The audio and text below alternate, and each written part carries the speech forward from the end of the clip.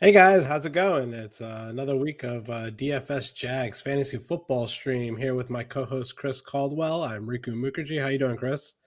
Awesome, man. Feeling good about that Ravens win. Yeah, we'll get into that in a minute. Very, very exciting week for the Ravens.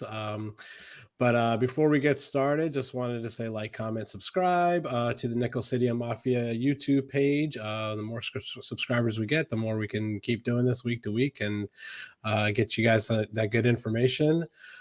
Just wanted to give a shout out to our newest member on our page, Jake. He is going to be the co-host of the Buffalo football stream with Mike for his football pregame and postgame for the Bills games for the Nickel City Mafia out there. So, welcome to the family, Jake. Hopefully, you can come on this show sometime and talk some football with us in general.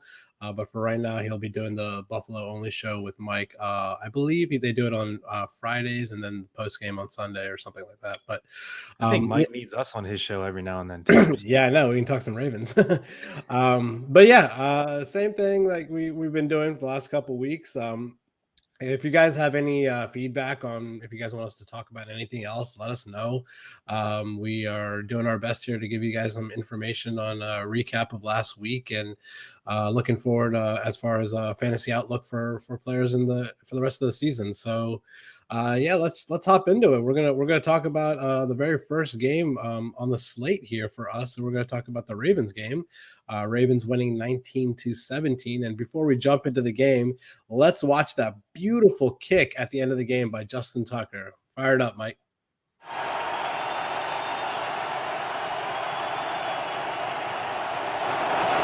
On its way.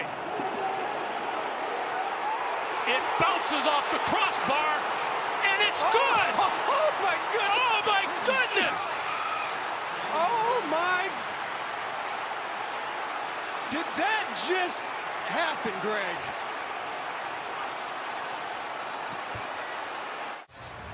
All right, there it was. The record-setting 66-yard field goal by Justin Tucker coming off the heels of a 4th and 19 conversion by Lamar Jackson right before that to set up the Ravens to win the game. They didn't cover the spread. They were an 8-point favorite in that game, but they did win the game, saving a lot of people that had them in Survivor this week.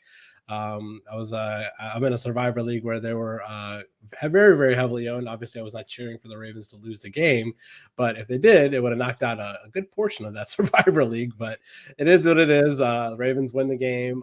They didn't look the greatest in this game. Lions look pretty good at home, keeping Lamar contained the whole game. What were your thoughts on this game from a fantasy outset, Chris? Yeah, it was a kind of like a tale of two halves. First half was some of the most boring football that you could really watch. I think it was 10-0 at halftime or something like that. Yep. But this game was really close, and the Ravens shouldn't have won, if I'm going to be honest. But it also could have been almost a blowout. Hollywood Brown had 3 drops in this game, and all 3 of those catches would have been touchdowns. On one of those drives, they actually did convert a couple plays later for a touchdown, but 2 other drives were 40+ yard Hollywood Brown touchdowns, and he had like the yips in the second half. I don't know what the heck that was. He like wasn't reaching for the ball. He would like only try to cradle it, but hopefully he's over that. But so it made Lamar's mediocre stat line, if you think about it, it could have been a really big day for Lamar if Hollywood catches those 2 balls. So yeah, I mean, Ravens really eked this one out. It was a kind of a letdown spot coming off the big win against KC. Yeah, how do you think they looked? I was kind of interested how they, used their running backs. Yeah, the bright spot there was for me was Mark Andrews. He finally came to life with a 100-yard receiving game. Didn't get in the end zone, but yeah, it was a good game as far as Mark Andrews goes.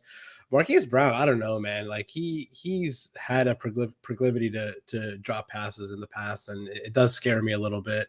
I don't really know what I expect from him from a fantasy output. I mean, he's been a stud as far as touchdowns goes over the last 12, 13, 14 games going into last season. But He's a tough one to pin down because he has the drops one game and then he catches these long touchdowns other games. And to be completely honest with you, in a league that I have him in, where I play him in flex, I actually have Christian McCaffrey on that same team, and because of that injury, I'm really thin at running back. So I actually ended up trading Marquise Brown for Chuba Hubbard straight up this week to kind of balance me out at running back a little bit. But yeah, a little worried about that. But good game for Mark Andrews.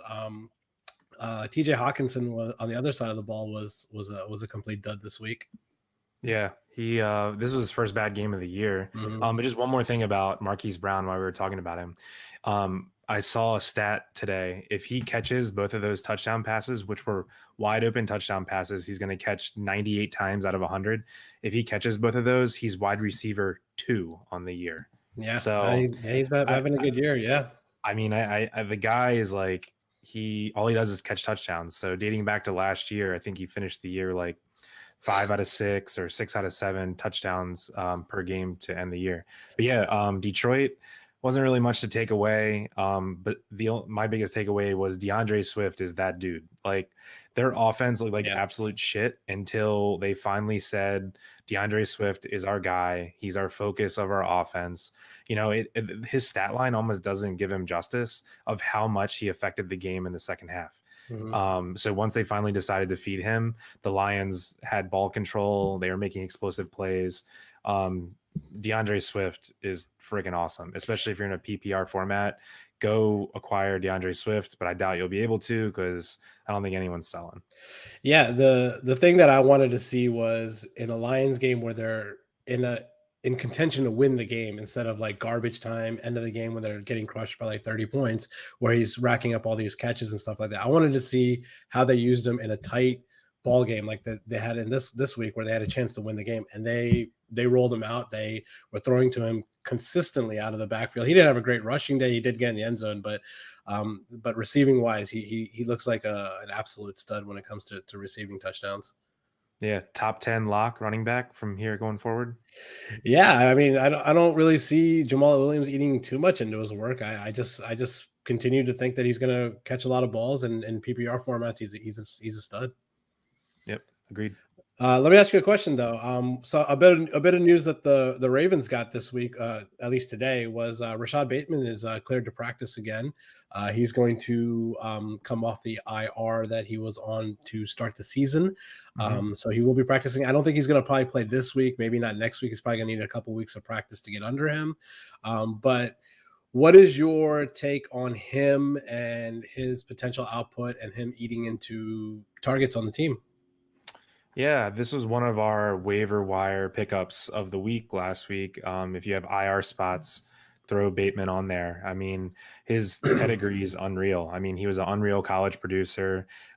He's a way different receiver than the Ravens have. He's not like Marquise Brown at all. He's a technician with his feet. He's like a Keenan Allen clone.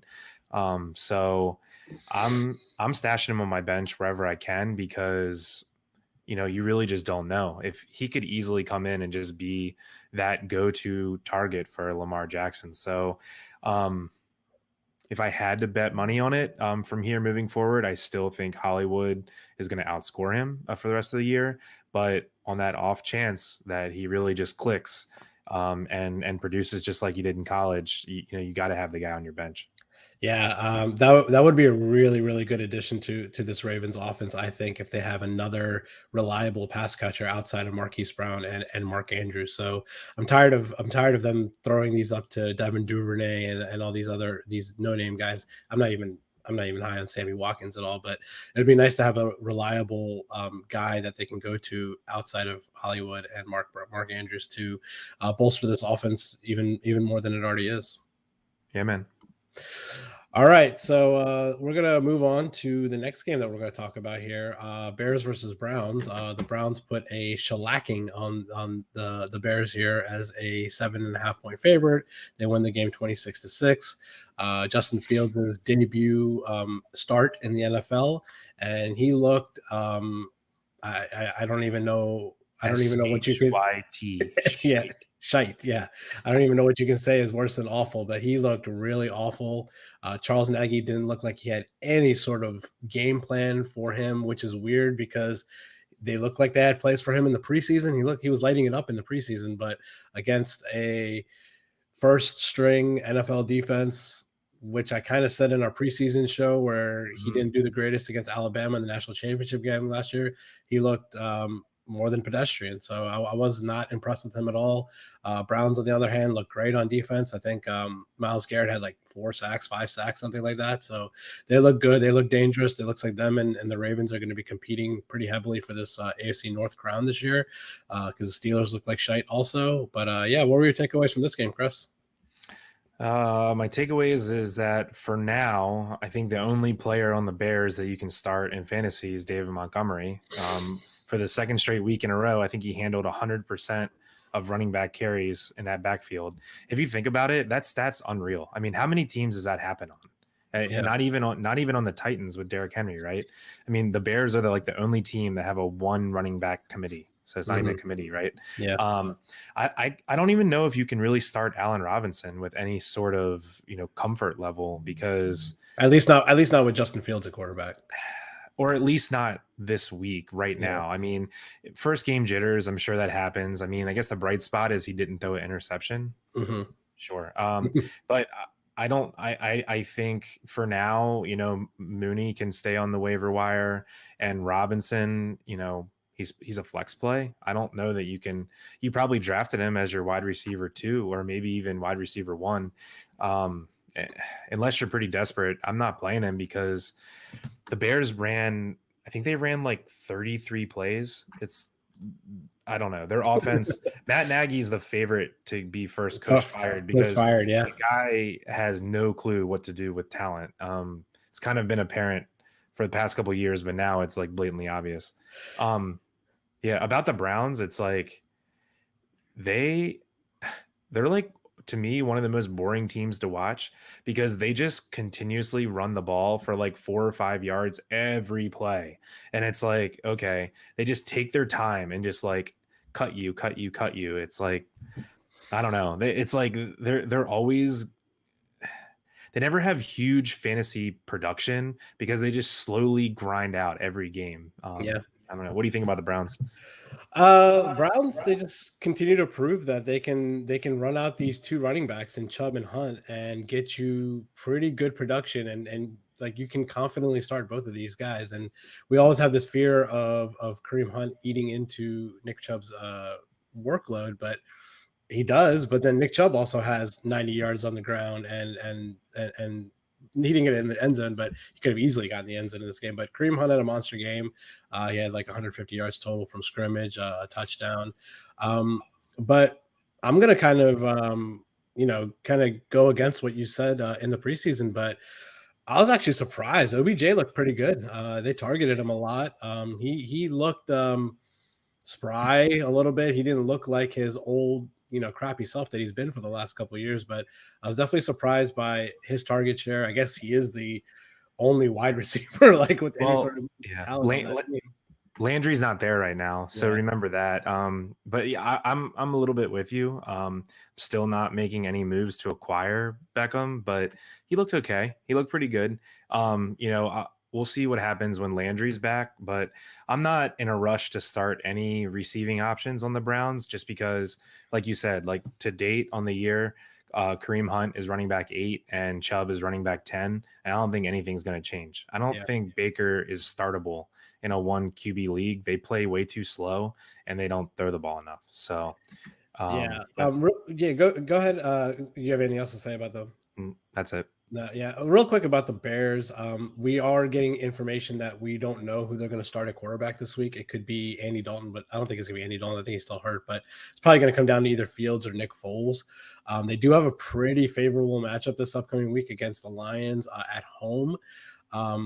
If Fields is the quarterback, I don't know if you can start Allen Robinson or not, but I think if Foles is the quarterback, I think you can confidently roll out Allen Robinson this week, especially in a favorable matchup against the Lions. Yeah, I say you can't start Allen Robinson, but unless you're absolutely loaded and you play in like you only start 2 wide receivers, you're probably playing Allen Robinson. Yeah. It's just I don't think he has the 10 catch, 120 yards, and 2 touchdown upside. Like he doesn't possess that in this Yeah, offense. I agree. So yeah. All right. Enough about that game. Let's move on to Bills Mafia. Your Bills look like they're back. They look like crap in the first week of the season against the who they play, the Steelers.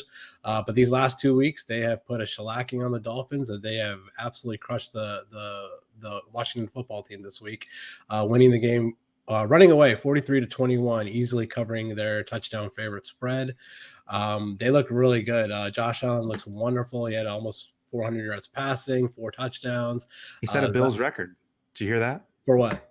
First player in Buffalo Bills history to throw for 4 touchdowns, no interceptions, and also run for a touchdown. Wow. That's actually pretty surprising. I would have thought somebody would have done that in the past. Jim Kelly, once, yeah, right? somebody, yeah. But wow, yeah, that's impressive. He's a stud. I love watching him play. He knows how to move the pocket. He knows how to make throws on the run. Sometimes he'll make a dumb boneheaded throw, but whatever. He makes up for it by making spectacular throws, getting his guys wide open. Great game for Emmanuel Sanders. Great game for Cole Beasley. These guys it was just like a wide receiver bonanza this week for these guys. But not the greatest game for Stephon Diggs. He had 60 yards catching, but that's still okay. What do you think about this Bills backfield though? It looks like another disaster with Zach Moss and Singletary from a fantasy aspect. Yeah, I like it more than I did last week. I was big time on Zach Moss in fantasy drafts this year. I just think he's way more talented than Devin Singletary. And this game, he absolutely was. I mean, he had more carries, more yards per carry, got in the end zone twice. And did twice or once? I don't remember. Zach Moss got in the end zone just once on a receiving touchdown. Last week it was twice. Yeah. But anyway, yeah, he had 3 catches this week, I think. And yeah, so I hope this holds true that, they go to Moss more often in the running game and in the passing game. He's obviously more talented, even though Singletary had a decent run the first 2 weeks while Allen was struggling a little bit. I really hope Moss is their guy because I think he just has the upside and he's a better goal line back too. Yeah, go ahead. Yeah, I agree. No, I was going to flip to the other side of the ball here. Pretty dud game from the Washington football team. I was pretty high on them this year. Their defense I thought was really, really good, but it looks like defense sucks, dude. Yeah, they've given up like over 30 some points. I don't know exactly what it is, but yeah, I thought they were going to be sack machines this year, and they're just not. Yeah, Chase Young, nowhere to be found. Just not a good game from them.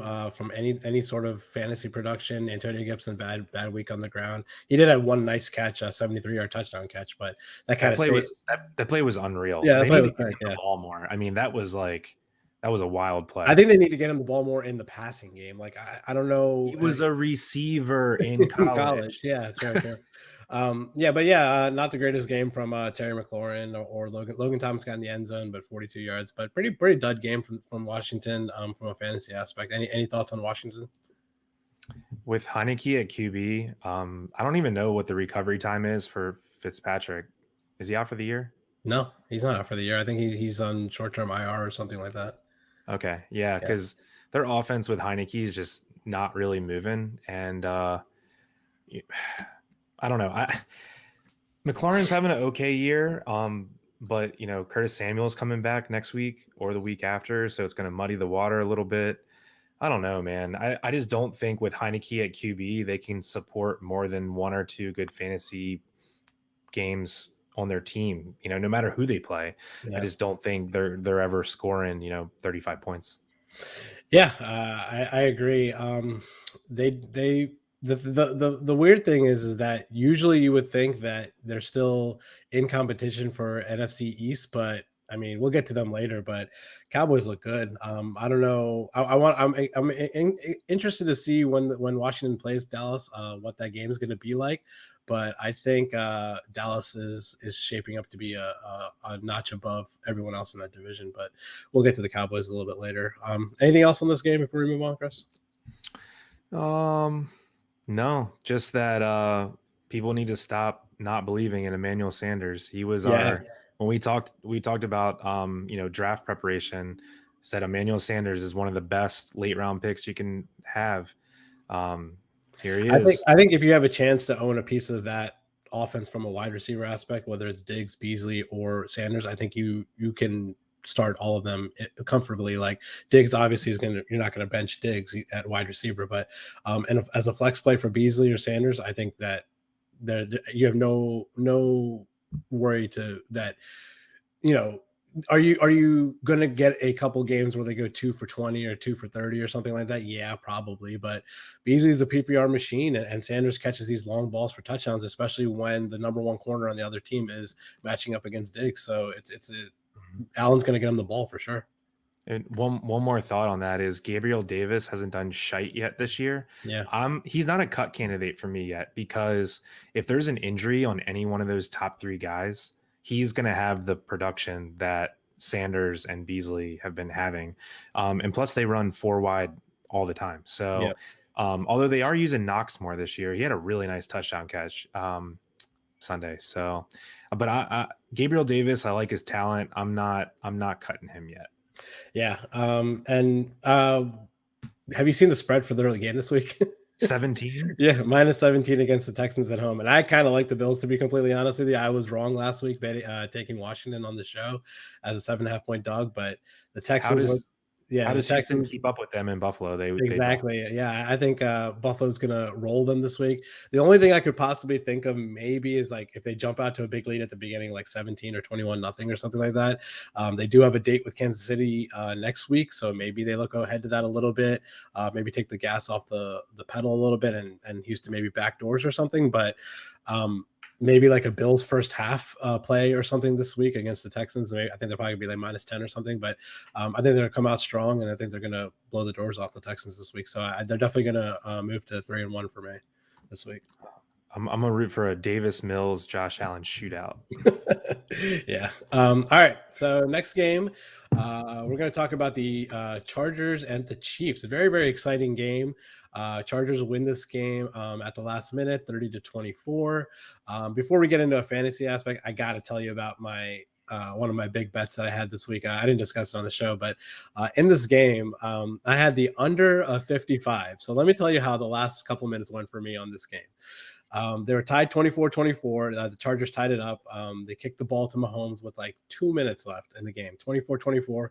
So I need to fade a touchdown to hit the under, or I'm going to get a push most likely. And I'm like kind of hoping it doesn't go to overtime because it can still, with two possessions, it could still potentially go over. But 24-24, Mahomes gets the ball. I'm like, all right, Mahomes is going to drive down the field in 2 minutes, kick a field goal, win the game, whatever, fine. Starts driving down the field, throws this awful interception, and Chargers get the ball back near midfield, kind of. And I'm like, okay, great. The Chargers can just get 15 yards here, kick a field goal, win the game. What do the Chargers do? They drive the ball down to the 1 yard line, and instead of running or kneeling the ball and kicking a game-winning field goal, Justin Herbert just inexplicably throws a touchdown to Mike Williams with 6 seconds left. Like, I don't know why they are like sitting here not kicking a field goal and giving Mahomes like 20 seconds left to go down and potentially tie the game. But anyways, they score the touchdown, and then their awful kicker misses the extra point to hit the under. It was like the most sick like span of 2 minutes, like from a bettor's aspect. A lot of pissed off people in Vegas from that one. Yeah, definitely. Or But happy. yeah, or happy. Yeah, but it was an exciting under win for me in this game. It was not looking good, but yeah, typical shootout here. What were your thoughts in this game? Yeah, Herbert looked unreal this game. 38 fantasy points, week 3, and I looked back. It's kind of surprising. He didn't eclipse 16 points in either of his first 2 games, so this was his best game of the year by far. So yeah, he's coming around, and he is supporting 2 wide receiver 1s right now. Mike Williams is wide receiver 2 on the year. Keenan Allen's wide receiver 12. I'm not sure they'll stay in that order, but Mike Williams looks damn good, dude. He looks like Mike Williams we thought when he got drafted, top end of the first round out of Clemson. So He's finally stayed healthy for 3 weeks. For 3 weeks. Yeah, we'll see. Fingers crossed, because Yeah. you hate to see someone with all that size and talent, continuously get hurt. But yeah, Eckler's that dude, especially in PPR. And yeah, Justin Herbert must have Mike Williams on his fantasy team or something, because that goal line play at the end of the game was so weird. Because from what I heard, like through Twitter and a couple of my friends that are Chargers fans, the coach for the Chargers literally called in a running play to like basically like center the ball and kneel the ball. But but Justin Herbert like called it off and did an audible fade to Mike Williams in the corner of the end zone. It's a big brain move, because he knows how bad his kicker is. Yeah, I guess. I mean, your kicker can't hit it. We have a kicker making 66-yard field goals. If your kicker can't make a 20-yard field goal, then that sucks. He missed the extra point. Just saying.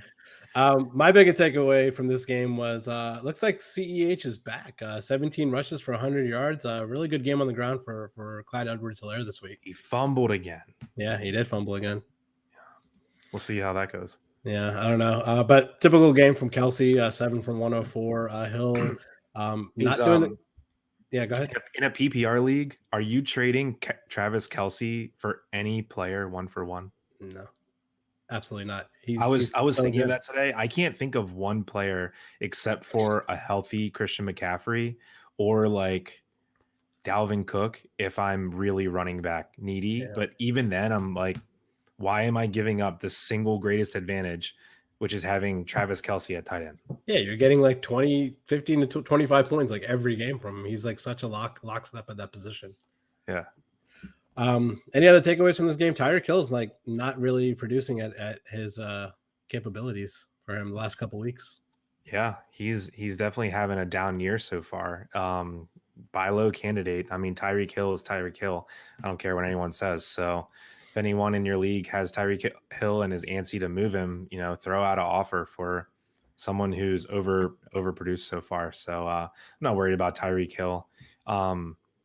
Clyde Edwards-Helaire, I haven't decided yet. I don't know if I'm in on him or not. If someone's trying to give him away, then I'm interested. But if someone wants, full price for him, I'm out. Yeah. I mean, the guy he looks too much like a Jag, man. Like he doesn't have any juice or like anything special. Yeah. Like watching him and watching DeAndre Swift is like watching high school versus college football. It's like, it's not even remotely the same talent. Yeah, but we talked about it though last week. Who else are they going to play? Jerick McKinnon, Darrell Williams. These guys suck. No one. It's who they have. It's who they're rolling with. Yeah. Yeah, I think CEH is their workhorse there, and he's going to get the volume. So, if you have him and you can move him for someone, you can sell high on him, like especially coming off a 100-yard week, maybe if you can get like a really good receiver in return or something like that. But yeah, I don't see anyone eating into his work there for sure. Yeah, he's got a safe floor, especially on that offense. Yeah, good week for Eckler too. He had over 100 yards from scrimmage, a lot of catches out of the backfield. I like the Chargers. I think they're one of the more exciting teams moving forward, and we were both high on them preseason. And who would have like if I gave you like $1,000 to guess the order of this division after week 3, there's no chance in hell that you would have guessed that the Chiefs are going to be in last place in this division. Oh yeah, they are in last, right? Yeah, they're in last place. And I definitely wouldn't have guessed the Raiders in first, right? It's either the Chiefs or the. Well, yeah, I mean the Raiders and Broncos are both 3-0. Oh, that's right. Shit. Yeah. That's the Ravens play this week. That's a tough game, man. The Broncos are legit. Are we talking about them today? Because they won like 26-0 or something. Yeah, in a really boring game against the Jets. But yeah, they play the Ravens this week, and this is their first true test of the year. They've played 3 really crappy teams so far, so we'll see how they do. They're a 1-point favorite at home against the Ravens, but yeah, I mean the Vegas is saying that it's pretty much a neutral game in neutral like spread in Denver, so it's gonna be a tough task for us, but we'll see if Denver's up to the challenge. Mm-hmm. All right, anyways, let's move on. We're gonna talk about the Cardinals and Jaguars game here. Pretty interesting game here. The Cardinals were down early. They were down at half after an inexplicable attempt at a 68-yard field goal that we had a repeat of the Alabama-Auburn famous Iron Bowl play with somebody on the Jaguars. I don't know who it was, but basically catching it right at the edge of the end zone, returning it 109 yards for a touchdown to take the lead at half, and then the Cardinals come out in the second half and just blitz them and cover an 8-point spread, which is what I'm surprised about. Trevor Lawrence looks awful. Jaguars just don't look good on offense. They have these chances to backdoor these spreads and stuff like that. They're just not doing it. But yeah, Cardinals look good. They're in the best division in football, NFC West. I think we can safely say is probably the best division in football, and they're competing with the Rams in that division in Seattle and San Francisco. So yeah, what were your thoughts on this game, Chris? Yeah, big date coming up. Cardinals play the Rams week 4, right? Mm-hmm, yep. So that game has a 55-point over under. Two really good teams. That might be game of the week. For sure. Yeah. Kyler was Kyler. He was erratic, but explosive, right? So it's not a Kyler Murray game unless you have one or two kind of dumb turnovers, but he's QB2 on the year and still my favorite to be finished as QB1. Right now it's Tom Brady, but I think Kyler will get past him for QB1 on the year. Christian Kirk, we have to take him seriously. No more joking. No more, that guy sucks. I mean, I know he hasn't done anything and it's his 4th year right now, but he's the real deal. He's wide receiver 17 on the year. He's beating out DeAndre Hopkins in points so far. I think we have to take him seriously. He's an every week start. And the offense that scores this many points and plays this fast, you have to play the receiver that Kyler's throwing the ball to. Yeah, I think it's a little similar to the Bills situation where you're going to roll out Hopkins no matter what. Like just like how the Bills, you're going to roll out Diggs no matter what. And then it's kind of a who's going to boom or bust this week? Is it going to be Rondell Moore? Is it going to be AJ Green? Is it going to be Max Williams? Is it going to be Christian Kirk? We just don't know in that slot. But Christian Kirk looks good. He's had big games in the past. Kyler does look his way at times, but I'm going to chalk it up a little bit to Hopkins being slightly injured and being maybe a little bit of a decoy this game. So, but yeah, Jaguars just don't know how to guard a wide receiver. They've given up big games to Cortland Sutton and someone else the other first week of the season. But if you have a wide receiver going up against the Jags, maybe like Jamar Chase this week, start them with confidence. They will blow up on them. Jaguars just do not know how to play defense against wide receivers. Yeah, man. If Higgins is out again this week, I'm completely licking my lips for Jamar Chase and Tyler Boyd. They are both going to go off. Yeah. It's an interesting game coming up. Rematch of national championship, Burrow versus Trevor Lawrence. But speaking of Trevor Lawrence, man, not only is he not startable in 1 QB leagues, he's not even rosterable. No, yeah. He's been freaking awful. So I think the Jaguars are a team to attack with opposing defenses. They're just not moving the ball. They're turning the ball over. I want to play defenses against the Jags all I can. I mean, even playing Cincinnati against them this week looks great. So, the lone bright spot nice on the James Robinson, right? I was going to say Marvin Jones. Yeah. But yeah, Marvin Jones has led them in targets and catches all 3 weeks. He's the veteran presence. He's, Chark has 2 touchdowns, but Marvin Jones is their guy. So please, if Marvin Jones is on your waiver wire, you've seen enough, pick him up. He's an every week wide receiver 3 starter, flex starter. James Robinson has been playing good. I mean, he's running back 17 on the year, and I feel like it's the quietest thing ever. We haven't seen any James Robinson highlights or heard any news about him. He's just slowly going about it, and it's a great kind of fantasy player to have. So if anyone, I wonder what this team would have looked like with a healthy Travis Etienne. Yeah, probably still almost this bad. Yeah, almost as bad. But I mean, from a James Robinson running back production standpoint, I don't think Robinson would be nearly as good. No, yeah, he's probably running back 25 or something like that. Yeah. But yeah, I mean, that's the kind of players I love in fantasy is that, they're not flashy, they're not all over the news, but there's fantasy players that literally just do this for fun. They want to see players that make the highlights and stuff. So if someone thinks James Robinson's boring and, they want to change and they want Trey Sermon instead, well, go ahead and do that all day. Right. So. Yeah. Yeah. And you were saying earlier how you think that Charles Nagy might be the first coach fired. I think Urban. right up there with either a firing or a quitting, especially with a lot of rumors swirling about the USC job in California for Urban Meyer. He could be gone halfway through the season and go take that USC job. I would not be shocked if that happened. He just looks like a cluster F in the NFL. He just does not know what to do, making comments like, "Oh, we weren't expecting to play an Alabama defense every week." What the hell were you expecting? It's the NFL. Like every defense is like better than Really Alabama. good. Yeah. He's a Really deer good. in the headlights, man. He's clueless. Yeah, he's not looking good. But yeah, I think you can still roll out James Robinson week to week. I even though the Jags are that bad, it seems like he's still getting his. So I think you can safely start him as an RB Think two.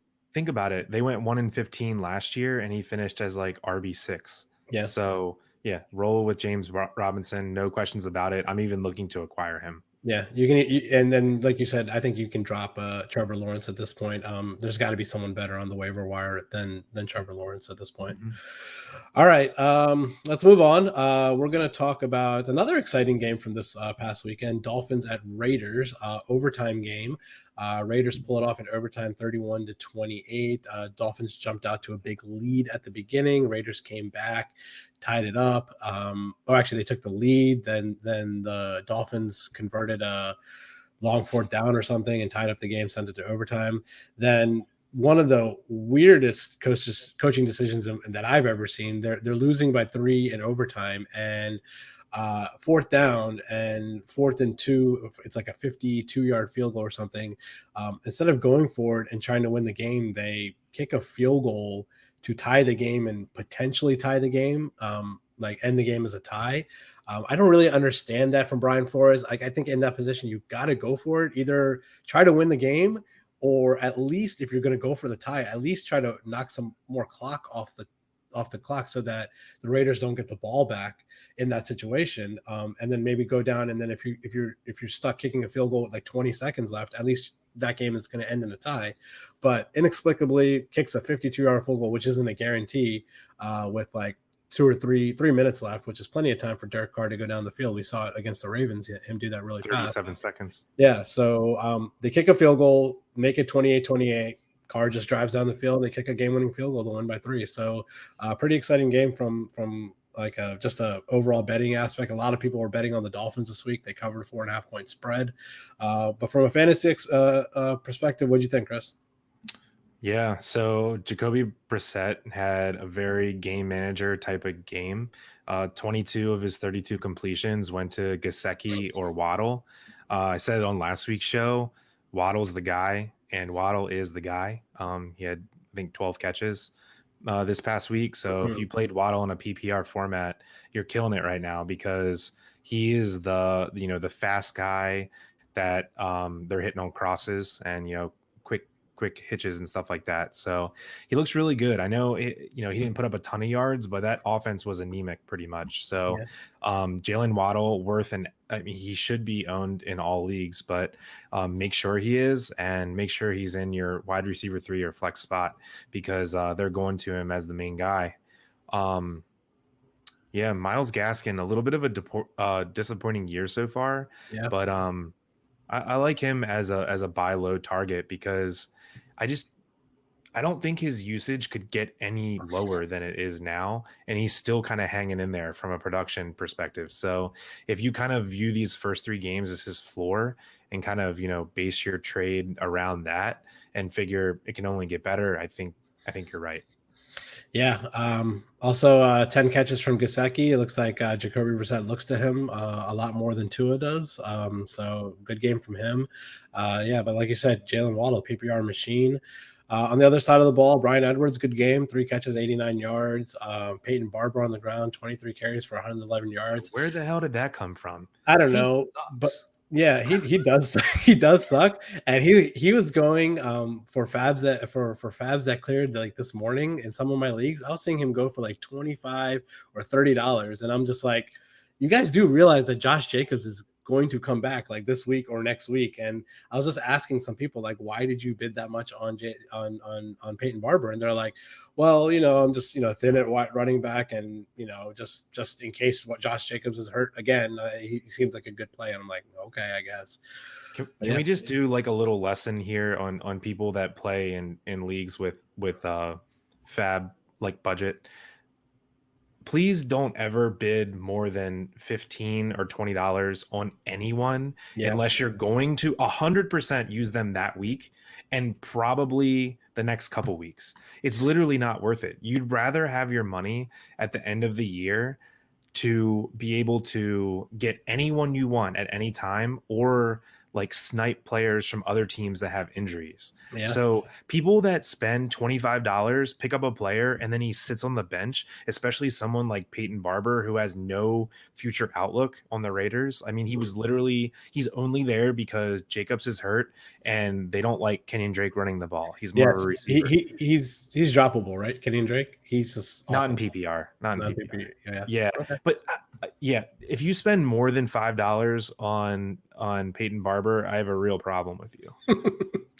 Can we talk about David Carr propping up 3 fantasy wide receivers? Not named Darren Waller. I was just about to talk about that. Derek Carr is legit, man. He is making these shitty wide receivers that they have on that team look like studs. Ruggs is wide receiver 24. Renfro is wide receiver 28. Bryan Edwards is wide receiver 54. It's because he doesn't have a touchdown yet. He was like an inch short in the Ravens game. But the fact that if you would have told me that Carr has 2 wide receiver 2s on his team, I would never have believed you. I mean, I know it's a little bit because Jacobs is out, but Carr looks freaking legit. You gotta pick up, like, he cannot be on a waiver wire anywhere. No, absolutely not. You have to at least have him as your backup quarterback if you have a stud quarterback to begin with. But he looks good.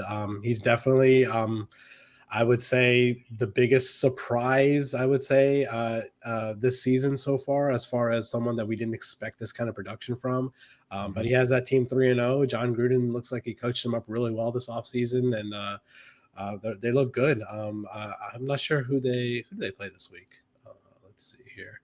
The Raiders have a matchup with. Oh, it's a big game. It's Chargers. Oh yeah, Chargers on Monday night. Wow, good game. Yeah, that's going to be a division battle right there. Exciting game. So I look forward to that game on Monday night for sure. Anything else on this game, Chris? No, I think we got it. All right. So next game we're going to talk about. We have a few games left to talk about here. Seahawks Vikings. Pretty surprising game for me. Not from a Vikings didn't have a chance to win this game. They were only a 2-point dog, but I was just surprised because the Seahawks have been playing so well on the road, traveling away from the West Coast this past season and a half that I'm pretty surprised it came out and put up a dud like this. I do understand that Metcalf got hurt at some point. Lockett got hurt at some point. They weren't like 100%, but Russ didn't play the greatest. And the Vikings look really good. Vikings could be easily 3-0 at this point. They're 1-2. They look good. They lose Dalvin Cook. They just plug in Alexander Mattison, and he has an insane game. And you have to have, if you're a Cook owner, you have to own Mattison, I think, for sure. Justin Jefferson, great game, over 100 yards receiving. Thielen gets in the end zone again, like he always does every week. Pretty exciting game. Vikings look good. What'd you think? Yeah, Russ had an all right game, but he couldn't keep up with Captain Kirk, baby. Yeah, I'm saying it till I'm blue in the face.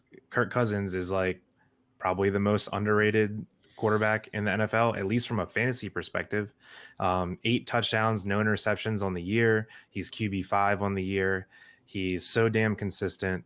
He's, getting the ball to all of his receivers. He's supporting a tight end, Tyler Conklin. I mean, Kirk Cousins is awesome. He's every week starter, even in 1 QB leagues now. So Alexander Mattison, what a beast, dude. 170 total yards, just coming in for Cook, not missing a beat. So yeah, it sucks though that when Cook is healthy, he gets nothing. Absolutely nothing. Nope. He's three carries for 12 yards. Yeah. Go sit down. Yep. Yeah. Yeah. So Justin Jefferson, 9 targets week 1, 10 targets week 2, 11 targets week 3. He's the alpha there, no matter how many touchdowns Adam Thielen scores. I don't own much Adam Thielen, but to those that do, I think if you want to get off of him, this is the time. If you want to sell high, I'm trying to think of players, like who, if you had Adam Thielen and you wanted to sell high, who are you targeting? I don't know. Clyde Edwards-Helaire. That's a good point. If you're Yeah. running back needy, if you're banged up, and Clyde Edwards-Helaire, or like let me think, David Montgomery, Yeah. something like that. So especially coming off of a week where David Montgomery had 30 yards rushing. And I think in leagues that aren't full PPR, only 2 wide receiver spots, Adam Thielen for a solid running back is a win all day. Touchdowns aren't very predictable, and Adam Thielen, I think, has less than 50 or 60 receiving yards in back-to-back games. He's just fallen in the end zone a lot. I know they look for him down there, but you can't always replicate touchdowns.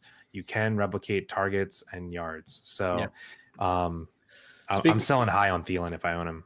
Yeah, definitely.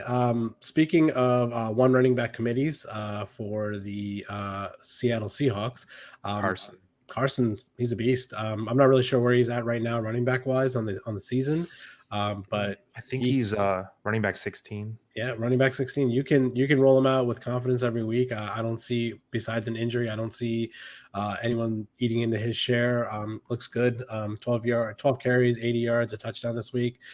Metcalf had a big game, maybe because Lockett was out. But dude, that Lockett injury, I thought he tore his knee. Yeah, I thought he like tore his ACL or something, but he came back in the game after that. So it was a hip injury. It wasn't even a knee, which was weird. Oh, okay. Yeah, when I saw it, I thought he like broke his knee. Like I was so confused. Yeah. But yeah, he came back in the game, and he looks fine. I mean, I don't think he's actually in danger of missing any time. Yeah, Carson is showing well as a solid RB2, and he's even nursing a hammy these last couple weeks. So if he can find his legs, I like him a lot as a RB2. And Lockett, dude, I have him freaking everywhere. He's my number 1 owned player in all of fantasy, and I was like, oh god, my season's over. But it's a hip injury. I checked today, and it's not even a knee, which I was very confused about. But he finished the game. Yeah, he came back in the game. Yeah, so nothing to worry about with Lockett. Yeah, good game from Metcalf. It's for biggest game of the year so far. Definitely. I was a little worried that he had given up wide receiver 1 roles to Lockett. And he still might have. I think they're both going to finish top 15. Yeah, I could definitely see that. But yeah, that's pretty much all my thoughts on this game. Exciting game. Vikings have a date with the Browns this week, so we're definitely, as Ravens fans, we're big Vikings fans this week.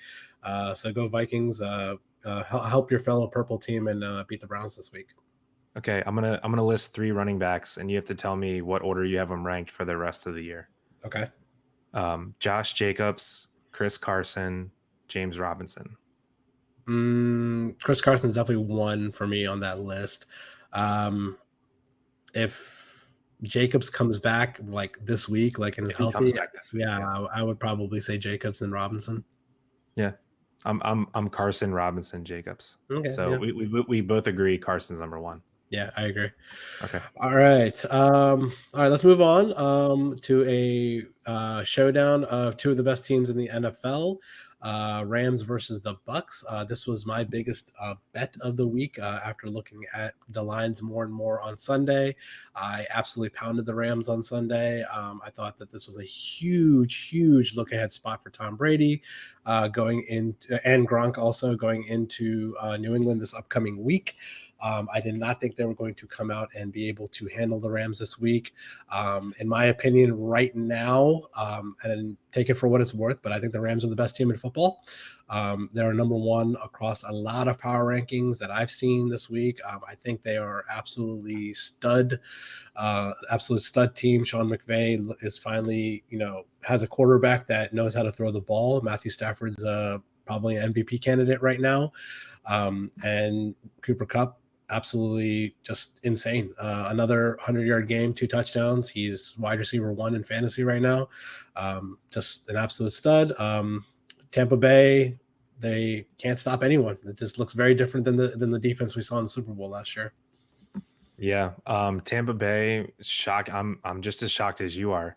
if you have wide receivers or tight ends against Tampa Bay, they are an auto start because their cornerbacks are just doo-doo, all of them. They signed Richard Sherman today. Not sure how much that's going to help, but that shows. Did that happen today? I didn't even see that. It happened today. Okay. It just shows to me, you know, Sherman, I'm sure he's fine, and he was just looking for the right spot to land in as a veteran, but it shows a little bit how desperate they are and how bad they think they are at corner. So, I mean, they can't guard anyone. So yeah, Cooper Kupp just absolutely abused them. Cooper Kupp's not only the wide receiver one, he's a wide receiver one by a wide margin. So Matt Stafford is in love with him at first sight, and I don't see things changing because he's just not targeting Robert Woods at all. I was gonna ask you about that. What are your outlooks on Robert Woods for the rest of the year? I own 0 shares of Robert Woods. I wasn't on him at all. If I own one of those guys, it's Kupp or Higbee. I don't know. I just had a feeling on Woods. I have 0 shares of him on 9 teams. I think he's gonna bring it back a little bit. I can't see this production from Cooper Kupp. He's on pace to set like every wide receiver record like you can think of like this year. He's probably offensive player of the year right now. Yeah, I for sure. At this very moment through 3 weeks, but I think it's going to balance out a little bit. I can't foresee defenses not adjusting to how good Cooper Kupp is and giving Woods more open looks and telling Matthew Stafford, if you're going to beat us, throw it to Robert Woods and see what happens. I think that's going to happen at some point. I think there's going to be a game in the near future, maybe even this week against the Cardinals, where it's going to be a shootout, where I think that Woods could potentially get more targets or something like that. Maybe not this week, but in the near future, I think Woods is going to have a breakout better game than Kupp, and I'm not going to be surprised when that happens. In casual fantasy leagues, like work leagues, family leagues, Robert Woods is going to get cut this week when waivers run in some leagues. You think so? He's still a name on one of the best offenses in football.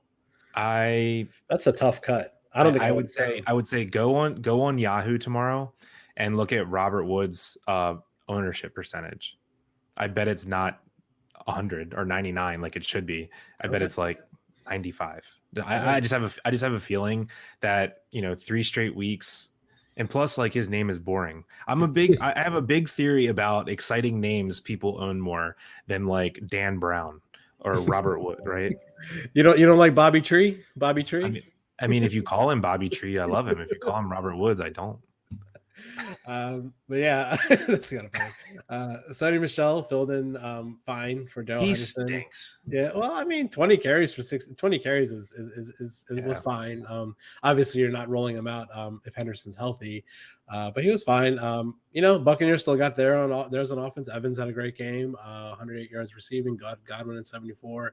Tom Brady had a rushing touchdown. Yeah.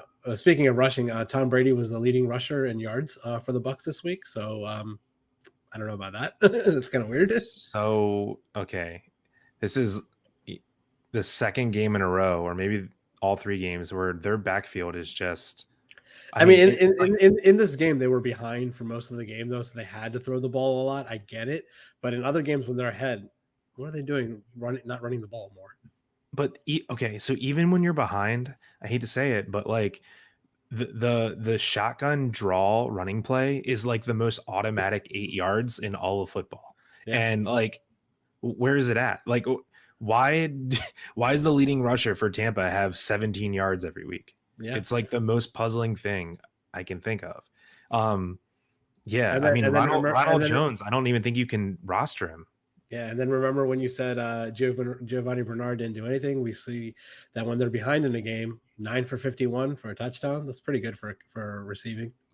Not bad. I mean, he still doesn't have a single rush on the year, which I find shocking. Oh no, he's only ownable in PPR leagues, like absolutely not. Satellite back. Yeah. All right. Question for you is Gronk a top 5 tight end in fantasy?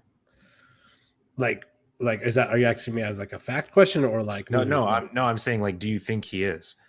Like moving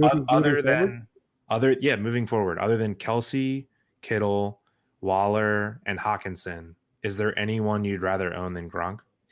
Yeah, I mean it's a tough call. Like I'm biased, obviously, not Mark Andrews, but like like Gronk is Gronk. I mean, the guy took a straight up shot to the ribs where I thought he broke like every rib in his body, and I don't know if he's on steroids or something, but didn't even go out of the game. He was fine. So, yeah, I think Brady loves to look at him, especially in the end zone. So you can't expect his touchdown share to go down too much. But yeah, I think he's tight end number 5 moving forward. Yeah, he had like 50 some yards, and he actually had like a 25 or 30-yard drop that he just straight up dropped. Yeah, he straight up dropped it. So yeah, he looks back. Gronk is back. Yeah, it's a tough call, I think, there between Mark Andrews and Gronk, and I don't know anyone else that would be in that tier right there, but it's pretty much Like those 6. two. There's like 6 automatic startable tight ends, and then I don't even know who the 7th is. Yeah. not Kyle Pitts, not Higbee, I guess. I don't know. Yeah. Not Robert Tonyan. We didn't talk about Robert Tonyan. Yeah. Speaking of Robert Tonyan, we can go into that for a second, but you mentioned Kyle Pitts. Atlanta, man, I don't know, man. We're not talking about them today, but they are so bad. Like they won the game this week, 17-14, but they just beat a worse team. Like they look terrible beating a more terrible team, basically. Who's worse, Matt Ryan or Ben Roethlisberger? That's a good question.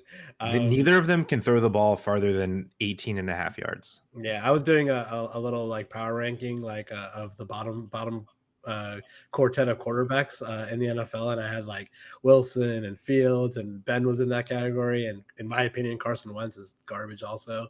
But yeah, Matt Ryan's right down there with them. They're both old and don't look like they can throw the ball like more than 10 yards down the field, noodle arms. But like I said in the preseason show, I cannot fathom the Falcons not taking a quarterback this year in the draft. They have to take a quarterback. They missed their chance this past year, so they had. Maybe that was fine because every single quarterback from this past year has been absolute trash. So I don't know. They could have had Mac Jones. He's not good. I mean, he's serviceable, I guess, but looks fine. Yeah, I guess. But yeah, anyway, speaking of Robert Tonyan, let's go on to 3 minutes later. Yeah, 3 minutes later. Speaking of Robert Tonyan, let's talk about the guy that had 1 catch this week. Yeah, I don't know how to segue into games properly. I'm still learning my host duties. Packers at 49ers Sunday night game, pretty exciting game. Aaron Rodgers pulled a Derek Carr from week 1, took them down the field in 30 seconds and kicked the game-winning field goal at the end of the game. Which was a game that they dominated for most of it, and then somehow the 49ers came back and took the lead with not that much time left. 49ers backfield's kind of a mess. Trey Sermon, 10 carries for 31 yards. Kyle Juszczyk was their most used back out of the backfield. I don't even think he's rosterable in fantasy. But Packers did Packers things. Aaron Rodgers, great game. Devontae Adams, monster game. He produced like a top 10 pick in fantasy drafts. But yeah, good exciting game. What do you think? Yeah, Aaron Jones, running back 2 on the year. With McCaffrey hurt, I'm not sure you can trade Aaron Jones straight up for anyone. And that's after a dud in week 1 too. He had 4 touchdowns the following week. That helped. Yeah. He kind of evened it out a little bit, but yeah. So I think I was thinking about this earlier. I don't think with McCaffrey 2 or 3 week injury, I don't think you can trade Aaron Jones straight up for any running back in the league. And I also don't think you can trade Devontae Adams straight up for any receiver in the league. I mean, maybe you think about Cooper Kupp, but I don't know, man. Devontae Adams, I'm not making that deal. If I have Devontae, I'm not trading it's crazy that the Packers have their 2 best skill position players are literally the best at their position. Mm-hmm. Yeah, so, and you called it at the beginning of the year. You said you were high on Aaron Jones, and I was high on Devontae. I have him in a few leagues. We both wanted Devontae over Tyreek. Yeah, we're nailing it, dude. We're killing it. Y'all need to subscribe to this channel because we are killing it. I will tell you one thing on the other side of the ball, man. I love watching George Kittle play football. This guy catches the ball, double teamed, and just shreds tackles. The guys cannot be tackled. He is so fun to watch playing football. Yeah, it's why he gets hurt all the time because he has no regard for his own body. Yeah. So how many more weeks is Jimmy G the starter? I feel like this loss paired with that Trey Lance 1-yard touchdown run officially has Jimmy G on notice. Oh man, I was watching that play at the end of the first half. I was like, are they really going to go for it and put Lance in the game? I was like, why it looked like such an easy play. I was like, why didn't they just run this on first down or second down? Like, why are they waiting till fourth down to run this play? Yeah, I mean, Jimmy G he's not pushing the ball down the field. I mean, he's a backup quarterback in the league, I think. He's not a starter. It's so confusing because I feel like Shanahan just almost likes that because he likes, his creative little plays around the line of scrimmage where he can, get the ball to Debo, get the ball to Ayuk, get the ball to Kittle. And it's like, no, man, you need a quarterback that can press the ball down the field or it's not going to work. But the thing I don't get about that is that Kyle Shanahan is an offensive genius. Like he's like up there in my opinion, as far as offensive minds with like Sean McVay. Like why can't he develop an offense and be successful with Trey Lance? I think he will eventually, but I think that's why everyone thought he was going to take Mac Jones because his offense is all about ball out on time, quickly, crossing routes, slants, screens. So Trey Lance is not that player, right? He's a backyard football, Lamar Jackson-ish, sidearm player. So I think it's going to take I'm not sure that Trey Lance isn't ready. I think maybe Kyle Shanahan's not ready for Trey Lance a little bit. I think on some fronts he thinks he has more of a chance to compete with Jimmy G. I think if he is starting Trey Lance, he's thinking more along the future and kind of throwing away the season maybe. But I mean, the guy is only 21 years old, so it'd be pretty quick. But then on top of that, they are in, like I said, the best division in football, and they're at the bottom of that division looking up with a few more losses. If they what are they now? They're 1-3 or 1-2, or they're 2-1. 3 games, yeah. They're 2-1. Okay, so maybe not. I don't know. They I guess he maybe thinks they can still be competitive, but if they get to maybe 3-6 or something like that, that's probably when they're going to put in Lance. If they at that point, but I don't think they're going to start Lance anytime soon until they're out of it for the year. Yeah. So, Brandon Ayuk. Oh yeah, welcome to the season, Brandon Ayuk. Yeah, man, he looked good. He's finally out of the doghouse. It seems. I don't know what the heck went on with him, but it looked to be more than just an injury. He should have had 2 touchdowns in that game. I know. Yeah, so they were giving him the ball on a reverse. He caught a touchdown in the receiving game. Debo's still easily the alpha, and he looks equally as amazing this year. But it's nice to see Ayuk blossoming a little bit. It was cool to see that Kittle, Debo, and Ayuk can all have a good game at the same time. I agree. Anything else on this game? You want to move on to the last game? Nah, last thing I was going to say is Robert Tonyan was my tight end darling of the year. So I'm not dropping him yet, probably because I'm slightly obsessed, but I don't know. I think on that offense, and he's not too far down the pecking order. I'm not giving him up. I'm giving him another week or 2. Yeah, I agree. But yeah, 1 game left. Yeah, let's go. Let's talk about the Monday night game. I hate these Sunday night and Monday night games that I just don't like, but because they're the only game that's on TV at the time, I have to bet it because I bet the 49ers and then I bet the Eagles in this game. Just if these games were Sunday at 1:00, I wouldn't even touch them. These are games I just don't like the spot, and because they're the only game on TV. I talk about it with my gambling friends all the time.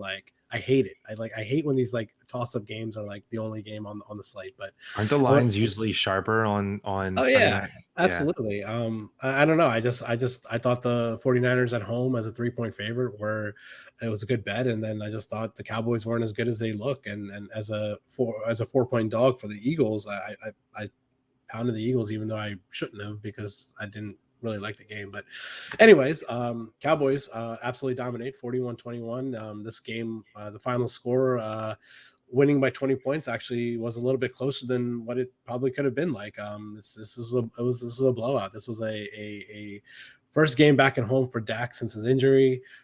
They looked really good on offense, and they also looked good on defense too. They shut down the Eagles pretty good. Yeah, you took the words out of my mouth. My opening comment was this score should have been worse than it was. Mm-hmm. This was more than a 20-point win. This was 30, 35-point win. Yeah. Jalen Hurts salvaged his fantasy day with a late touchdown, and he had a little bit on the ground. He kind of looked like garbage, even though he threw for over 300 yards. He had a pretty bad pick six. Devontae Smith fell down, but I don't think it would have mattered, honestly. Dallas's defense looks pretty damn good. That's one of the more surprising with a lot of injuries.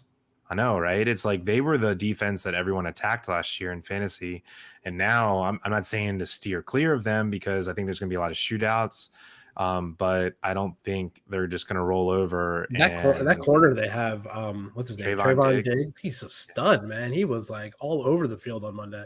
It was cool watching him line up against Devontae Smith because they were teammates right? Yeah, at Bama. Yeah.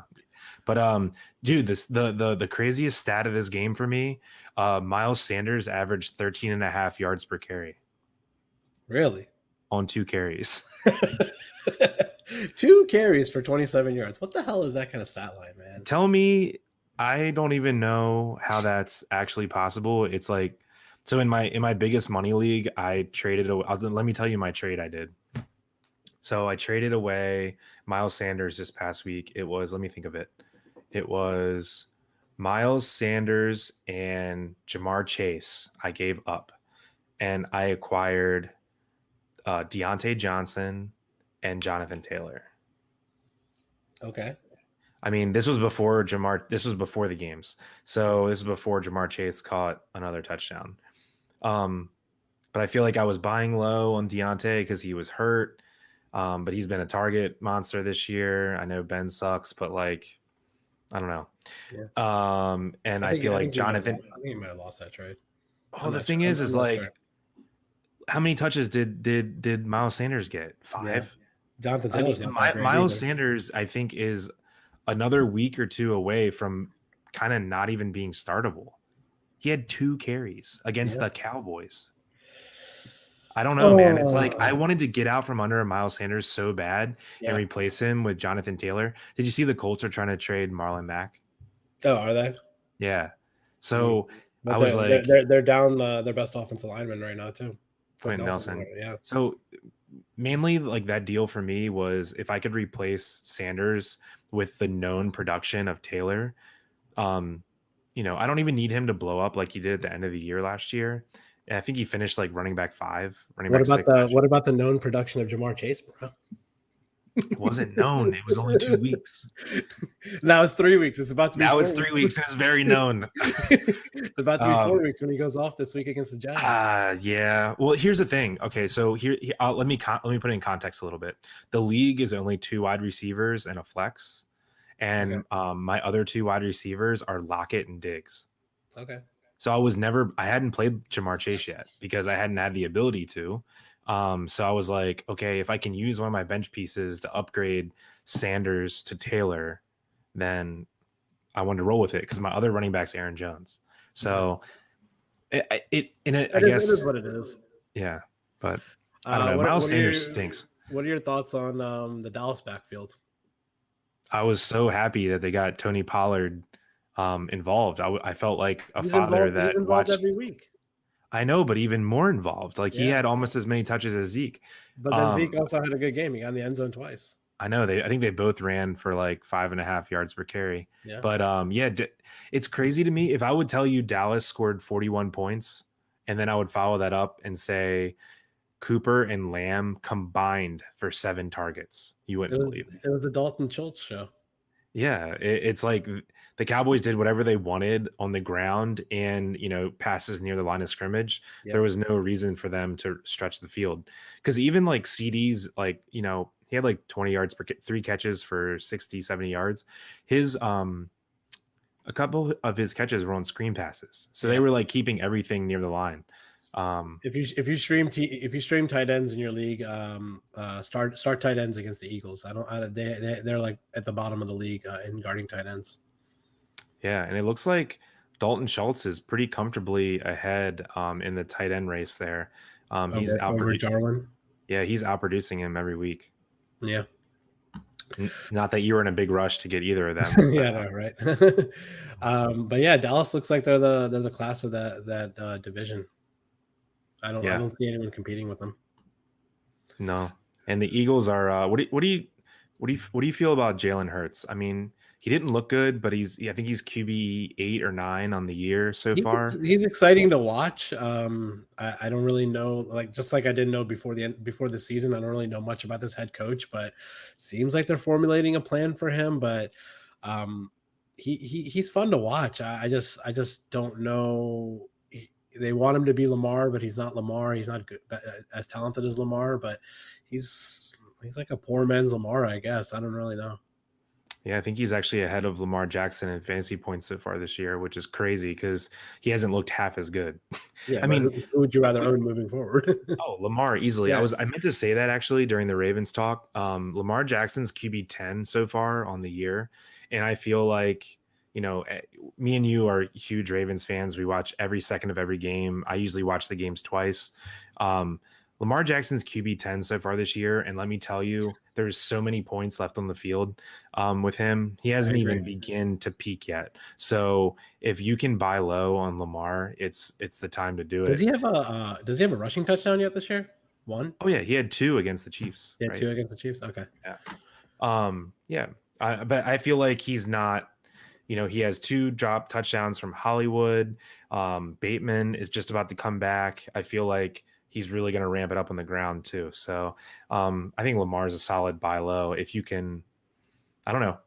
This sounds super weird to say. If you can trade Kirk Cousins for Lamar Jackson, try to do it because he has more points on the year. So, someone might look at that and say, oh yeah, sure. I'll take the guy that's QB5. How do you think the people are feeling right now that drafted Trevor Lawrence ahead of Kirk Cousins? Probably a lot of people did that. Yeah, I know. They hate themselves. But if you would have listened to our show, you would have known that Kirk Cousins is the fucking man. Yeah.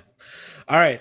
Enough about these games from this past week. Let's look ahead moving forward. Let's talk about some waiver wires real quick, and then we'll talk about some bets and the week 4 outlook, and then we'll wrap it up. Who you like? The obvious pickup this week is obviously going to be Chuba Hubbard, running back wise. You have any thoughts on that? Any thoughts on Royce Freeman as a backup? What are your thoughts on running back at waiver wire this week? Yeah, so like I alluded to a little bit earlier in the show, don't go crazy on Chuba Hubbard. Not quite sure how they're going to split the work between him and Royce Freeman. Chuba Hubbard, he's not, the best pass catcher, and Royce Freeman kind of excels a little bit in that area. So I would say unless you are super thin at running back and Chuba Hubbard is absolutely going to be your starting running back 2 for the next 2 weeks, there's no reason to spend $45 on him. But if you are going to use him, then go ahead, spend up. I think he's the guy, not Royce. He's definitely the more explosive runner. So I'm probably not going to end up with any Chuba because I go heavy on running backs, so I'm pretty set there, and there's no point spending it and putting him on the bench. Peyton Barber, $0. Yeah, $0. Okay. So yeah, my other 2 pickups of the week, one's pretty obvious, one is not. If Michael Carter is available on your waiver wires, throw in a bid on Michael Carter.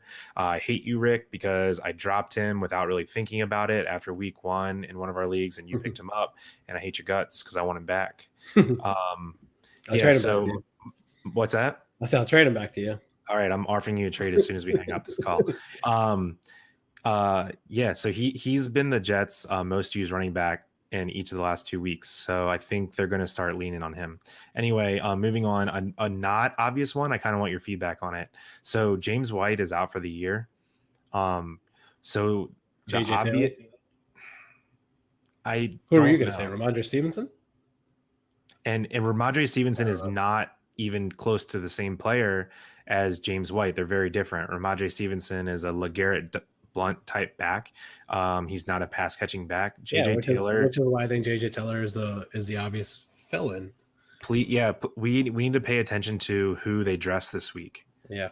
So I don't really know who to bid on because I don't know who Ramondre Stevenson hasn't dressed yet. So Yeah, I love JJ Taylor. So if it's him, then I want him. Yeah, If it's I would Stevenson, I then would go for JJ Taylor right now as far as who's going to fill in for James White. yeah, he's the more obvious choice. I'm just wondering, Ramondre Stevenson might have had the best preseason of anyone in the NFL. So I'm just curious if they're going to give him the shot. But we'll see. Definitely keep an eye on the New England backfield. Yep. I think one of those two players is going to be the number one waiver next week. Yeah. Okay. Hey guys, a couple questions coming in from the channel. Sure. Okay. All right, first one is Chris Carson or James Robinson PPR? Can the audience hear you, Mike? Yes, they can. Okay, cool. What was the question? Chris Carson or James Robinson PPR? For rest of season? For rest of season or this week? Do we know? Didn't really ask. Didn't really say. No, just said. Rest of season, I think we decided earlier that we're going Carson. Carson, yeah. Okay. Even this week, I would start Carson over James Robinson. All right. This one's who should I sit out of these four players? So it sounds like one of these players. Who would you sit? Lockett, Chuba, Amari, and JJ Taylor. JJ Taylor. JJ Taylor for sure. That's the easy one. Yeah. And then we had one. I'm I'm sorry. Go ahead. And then we had one more, which was early on, and I think you guys might have answered the question already. So should I drop Fields and pick up Kirk Cousins to be my QB2? My QB1 is Stafford. So I think you answered that plenty of times. I think Kirk Cousins might be your QB1. No, definitely not. Do not start Kirk Cousins over Matthew Stafford. But yes, Kirk Cousins over Justin Fields for sure. All right, guys, that's it. Thank you. Yeah, no problem. Thanks, Mike. All right. Yeah, I don't have any other outtakes on waiver wire this week at running back. It's just, if you go for Chuba, go for him. If not, you got to kind of fill your roles some other way.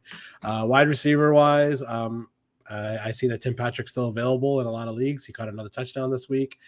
He is going up against a Ravens defense this week that doesn't look the greatest, stopping people through the air. And they lost KJ Hamler for the year. But yeah, I think that offense funnels through Cortland Sutton and Tim Patrick in the receiving game for sure. I like him as a pickup. And then another name that I'm going to throw out there, he hasn't played this year because he's been hurt, but he is coming back either this week or next week. Curtis Samuel for the Washington football team. You could pick him up and stash him, even if you want to put him in an IR slot or something like that. But Washington needs someone else to throw the ball to. It just can't be all blanking on his name, Terry McLaurin. They have to have someone else to throw the ball to. So I think he's going to step up and be a good wide receiver too for him when he comes back. Yeah, love the Samuel call. I'll name a couple wide receivers. I think they're all people I would pick up ahead of Samuel, which probably means they're a little too obvious. But sometimes I like to state the obvious because, these people just don't get picked up for some reason. But in order that I would pick them up off my waiver wire is the following. Marvin Jones, I've seen him available in 2 of my leagues, and I don't know why. The guy is a freaking beast. Emmanuel Sanders needs to be rostered everywhere. Christian Kirk and Henry Ruggs. So Brian Edwards too. Yeah, Brian Edwards. I would. It pains me to say it because Ruggs is one of my fades and Edwards is one of my buys, but Ruggs is probably ahead of Edwards just because I would say he's making more explosive plays, but Brian Edwards' yards per catch is like 20. I mean, guys killing it. I like Brian Edwards a lot too. Good call. All right, I got to ask you about him just because he was a topic of news this week. Any thoughts on Josh Gordon? No. None whatsoever? No. In that Chiefs offense? He could be good. No. Okay. I will not own Josh Gordon anywhere. I guess if it's I think in deeper formats you could add him and just stash him on your bench to see what he does. We obviously know what the Chiefs are on offense, and we've seen Josh Gordon play Josh Gordon football before, but you always have that fear. It's a matter of time before he smokes weed again and gets suspended. So in a deep league, I think you could stash him. Yeah, if it's a 3 wide receiver league with a flex or 2, give it a shot. But I just think there's so many more people that have produced and aren't going to get kicked out of the league that I just rather have. By the way, that's in my opinion. I know I'm more of a guy that's into the drugs than you, but these guys just let them smoke weed. I mean, come on. I mean, why are they continuously getting suspended and kicked out of the league for marijuana? I mean, they all smoke like we know it. Like, Isn't the NBA allowed to do it now? Yeah, you're allowed to do it in the NBA. Just let the NFL players do it. Who cares? It'll be a matter of years. Yeah. I hope it's next season. But anyways, but yeah, that's all. That's really all my takes on wide receiver. People like KJ Osborne and Zach Pascal, they're still out there, but they're just kind of stashes right now. Terrace Marshall, I think we didn't really talk about the Panthers. Robbie Anderson just not getting targets. Terrace Marshall's getting more targets than him, so. Possibly, especially with the lack of Christian McCaffrey in that offense, you could possibly stash some Terrace Marshall. I'm gonna predict Terrace Marshall breakout game this week. They play the Cowboys, and Trayvon Diggs is probably gonna shadow DJ Moore. Okay. And Robbie Anderson is not good at football anymore. So Terrace Marshall breakout game incoming. I'm gonna say 70 yards and a tutty. All right. You got here. Any other outlooks for waiver wire? Tight end, Tyler Conklin looks pretty good. Kirk Cousins is supporting him. Freiermuth got in the end zone last week, even though the Steelers offense looks like crap. He's not playing many snaps though. I looked at him. He has 2 touchdowns this year, but he's not getting on the field much. Yeah. Dalton Schultz. Yeah, they're fine. I'd say this week. I mentioned it last week, but this week probably just as important or more important. Pay attention to who people drop when they make their waiver claims, because I think after 3 games, people start to get frustrated with good players that they drafted that just had a slow start. Robert Tonyan might be one of those players. You never know. So you mentioned the guy last week, so I have to bring up this news that happened. You said your favorite connection in the NFL was Sam Darnold. Dan Arnold. He got traded. What the hell? Yeah. So I don't know what Dan Arnold did to Sam Darnold, but we don't get that anymore. Yeah, it sucks. But anyway, what was the trade? They traded for a cornerback, right? Oh, I don't even know. Yeah, I think because of the J.C. Horn injury, they traded for a cornerback. I don't remember exactly who they traded him to, but who they got. But they traded for a DB. Yeah, so this is a super, if you're in a really deep league or in a dynasty league, a pickup that I really like this week is Tommy Tremble, tight end out of Notre Dame, that is probably now the starting tight end for the Panthers. I think he was a 3rd round pick. He had he only had 2 touches last game, but one was like an amazing 30-yard catch, and the other one was a rushing touchdown. He's a super athlete out of Notre Dame. So I don't know. We'll see. Right. Crazier things have happened. All right. Let's wrap up the waiver wire segment there. Let's move on to real quick and wrap up the show before we wrap up the show outlook on week 4. If you have followed my picks so far on the show, I am sorry. I have gone 0-6 so far. So I hope you have faded my plays. And if you want to fade my plays, feel free. But 3 games I like this week. I'm going to continue to fade the Colts. I think they're awful. I think they're going to go to 0-4 this week. I like the Dolphins at home -2 against the Colts. I like the Chiefs. The Chiefs haven't covered a game in a really long time. I think they've covered like 1 out of their last 9 games or something like that. They just don't cover. But this week, I think they they have a point to prove this week, being last in the division, 1-2, going against a team that we just got smoked by the Cowboys in Philadelphia. I like the Chiefs laying a touchdown this week. I think they're just going to go blow the doors off of the Eagles this week. And then one last game that I like, like I said, I thought this last week was a big look ahead spot for Tom Brady. I think they're going to go in and also blow the doors off of New England this week. I like the Bucs laying a touchdown against the Pats this week. Nice. Yeah, that's got to be the game of the week, right? Yeah, it is America's game of the week. Yeah. Oh, nice. Yeah. That's poetic. Yeah, I think Thursday Night Football is pretty cool. Joe Burrow versus Trevor Lawrence. Start all your Bengals receivers with confidence. Excited to watch the Raiders-Chargers game, 3-0 versus 2-1. Mm-hmm. And then Cardinals-Rams. We'll see who the boss of that division is. So excited for week 4. Yeah, me too. And our highlight of the week is going to be Ravens at Broncos. Like we said, it's a 1-point spread in favor of the Broncos. This is their first test of the year. Hopefully, the Ravens can pull it off. We know for you Bills fans out there, they're going to blow out the Texans, so that's an easy win. 41-10. I'm calling it for the Bills. 41-10. Okay, I can see that. Any thoughts on any fantasy production this week? Any sit-em stardoms or anything like that? Unless there's any more questions for us, I'm trying to think. Yeah, I just trust your draft that you made and stick with your studs as much as you can.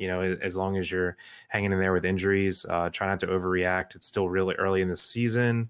Players are still getting into the flow of the game and the flow of the season. So for me right now, I'm still riding my horses that I drafted.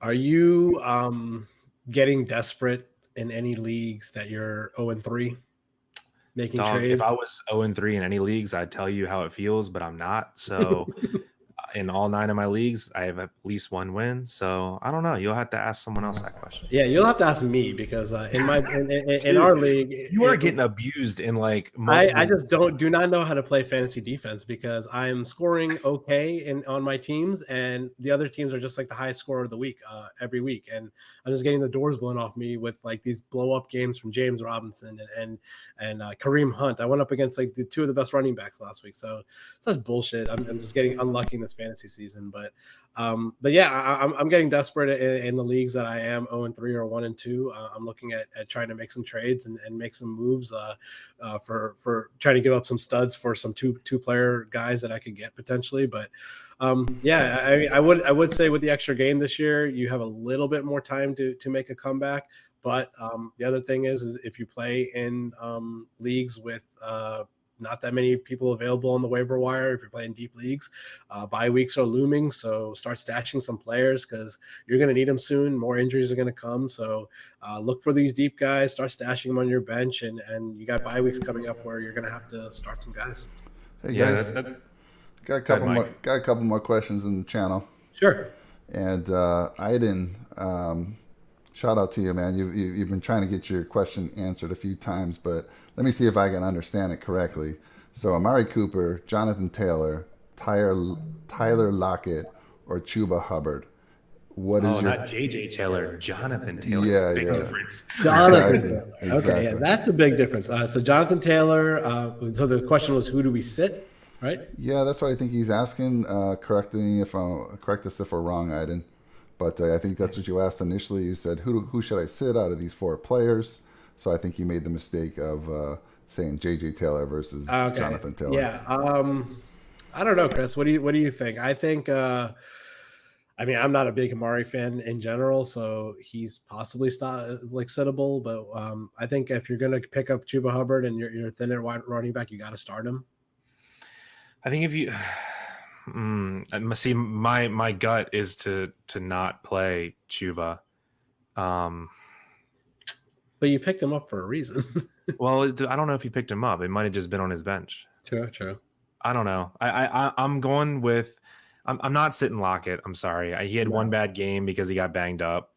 I'm not sitting Jonathan Taylor hardly ever. No, he's against the Dolphins. No, I'm not sitting Jonathan Taylor.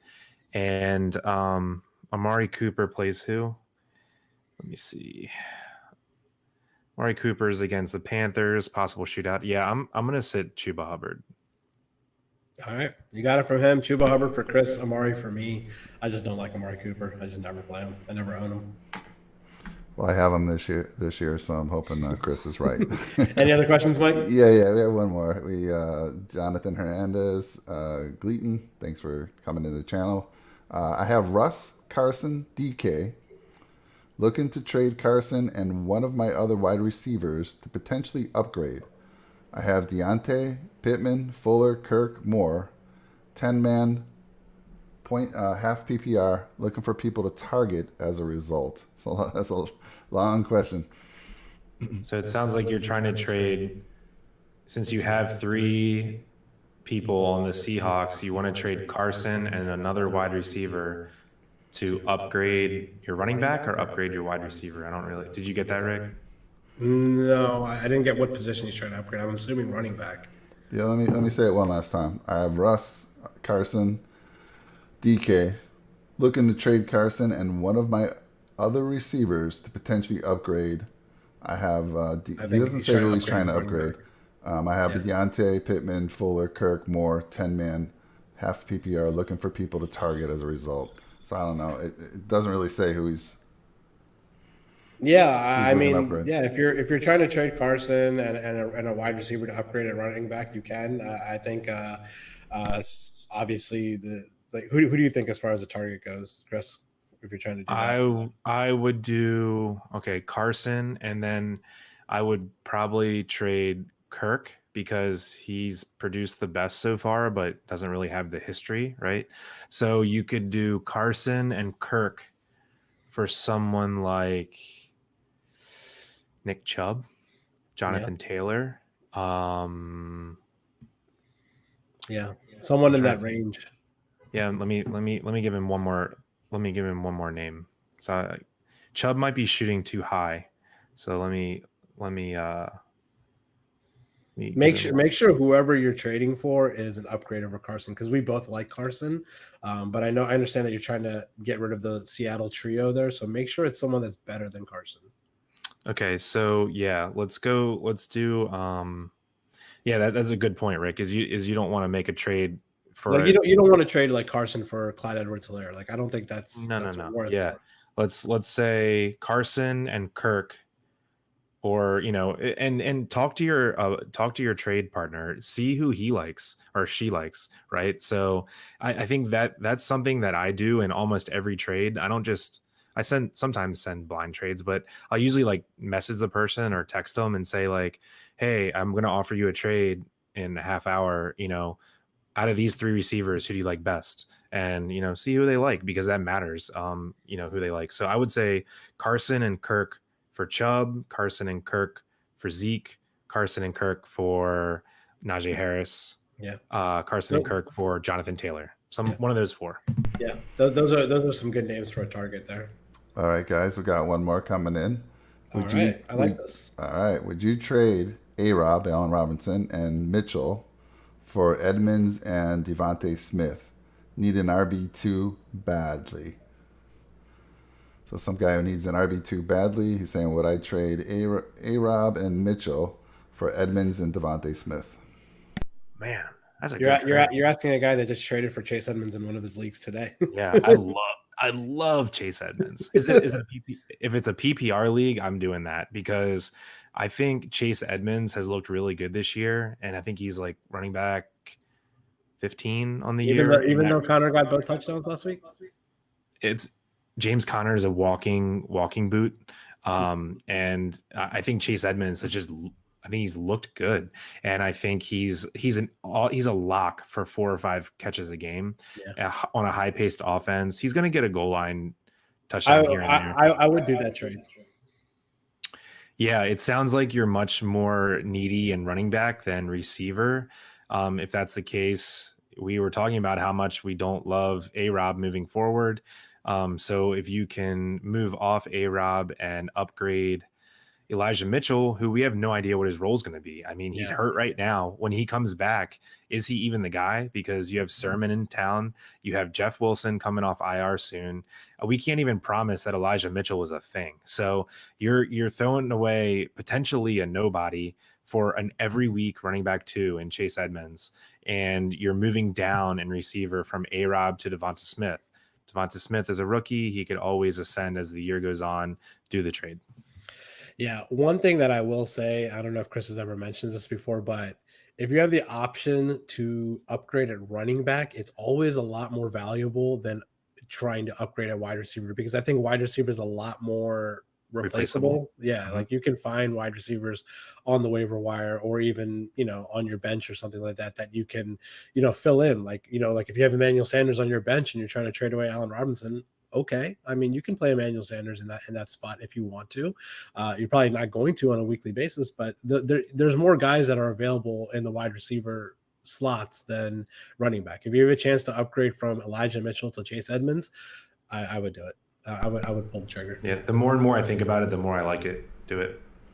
All right, so he has a follow-up. He says, would you do it if I didn't get Devontae Smith back?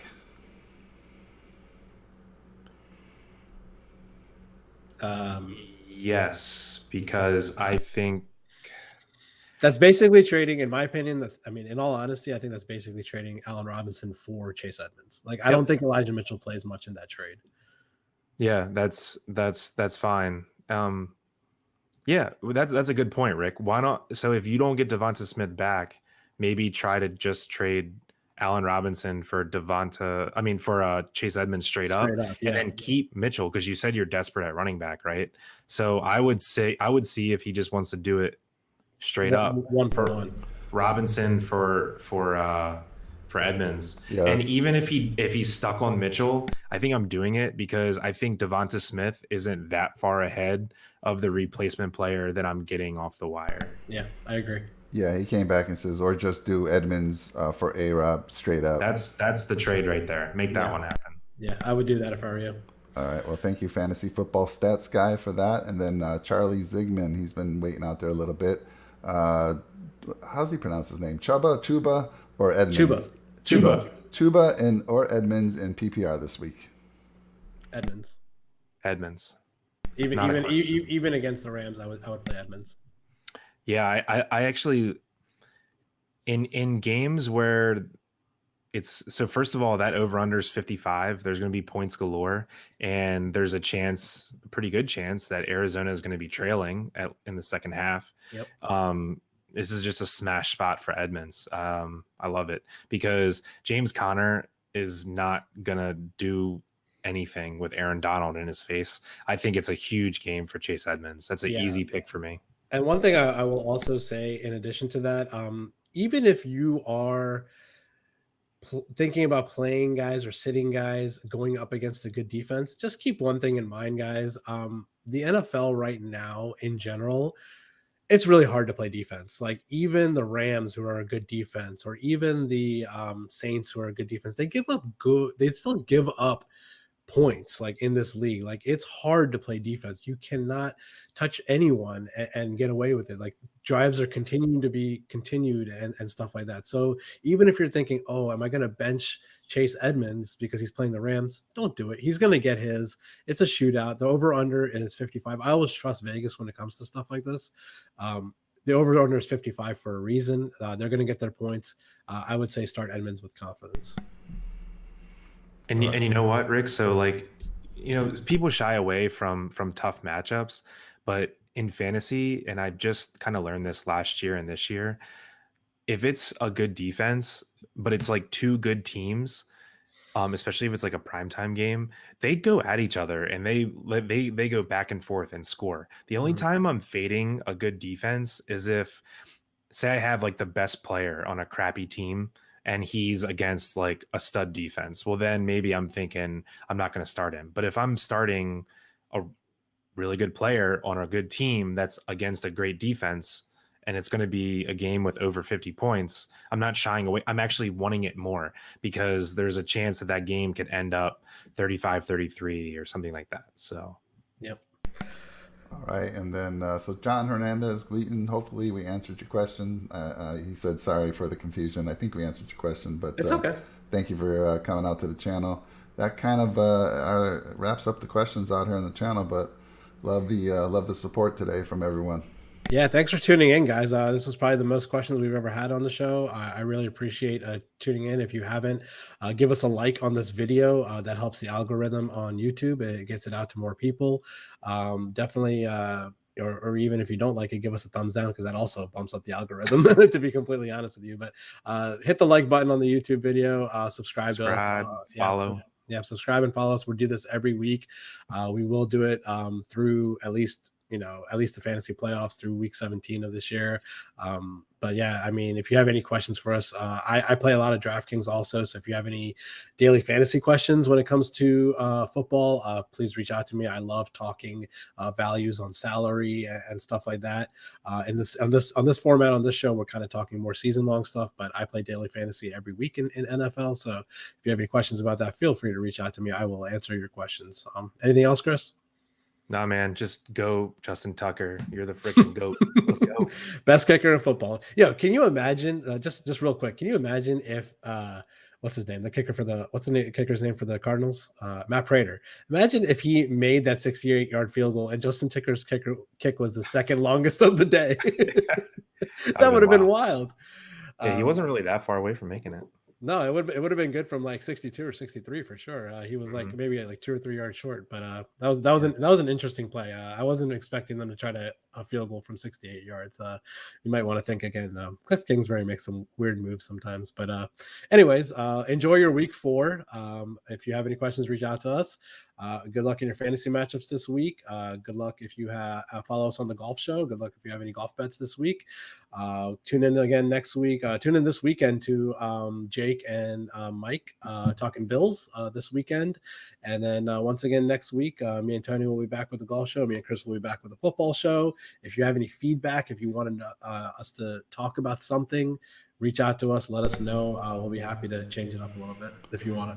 Hey guys, real quick, late question just came in while you're wrapping up from Charlie Zigman. Thanks, Charlie. How you guys feel about Woods the rest of the season? I know we talked about that earlier, but Charlie's coming in late, and you want to just give him a quick recap of what you guys said? Sure, yeah. We talked about Woods in depth earlier. We have little differing opinions on this. Chris is out on Robert Woods. I'll let him talk about that for a second. But I'm actually in on Robert Woods. I actually traded for him in one of my leagues today, in a league that I'm kind of desperate in. But I think eventually defenses are going to adjust. This is the NFL. It takes a little bit of time for defenses to adjust, and they're going to realize that Cooper Kupp is a beast, and they're going to double team him, which is going to open up more targets for Robert Woods moving forward. And like I said earlier in the show, I would not be surprised in the near future, this week or next week, if Robert Woods has a bigger game than Cooper Kupp on that team. So I'm in. Chris, give him your take on why you're out. Yeah, so I wasn't in on Robert Woods even at the beginning of the year. He's pretty consistently been like, wide receiver 13 to 16 the past couple years. But I think that's a little bit because he hasn't missed a game in 3 years. So he's always getting the points every week. So his points per game has always kind of been, he's like kind of artificially inflated up. But anyway, that's all null and void because he has Matt Stafford now.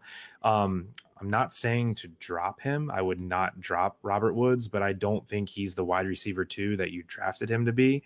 I think he is a fine wide receiver 3 or flex play the rest of the year. But I would say do not drop him and don't sell low. I think, who you'd be getting by selling him right now is probably not someone we'd rather have, right? So he's still connected to Matt Stafford. He's still connected to Sean McVay. Just don't overreact. Just hang on. Wait a few more weeks.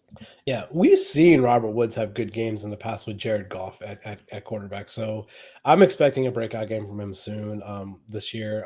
So hold on to him. I would continue to play him. But maybe by, I would say, week 7, if he still hasn't produced that breakout game, at that point he's probably droppable.